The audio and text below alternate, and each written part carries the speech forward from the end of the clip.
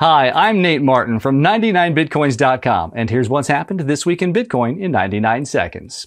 The forthcoming major exchange, Bakkt, announced the completion of their first funding round, which raised $182 million. Bakkt intends to cater to institutional interest in Bitcoin and other digital assets. Concern surfaced regarding crypto exchanges. Bitcoin investor Trace Mayer called for a proof of keys event on the 3rd of January. Users were prompted to withdraw their Bitcoins from exchanges to test for full or fractional reserves.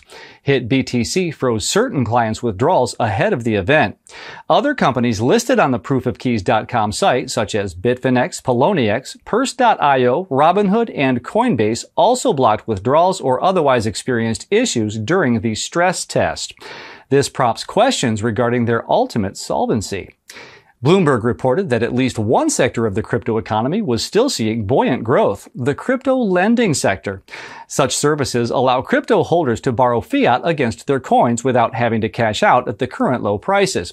There is also demand to borrow coins from short sellers.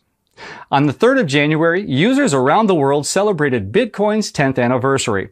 Bitcoin has grown tremendously in its first decade of existence, from unknown software to a whole new asset class.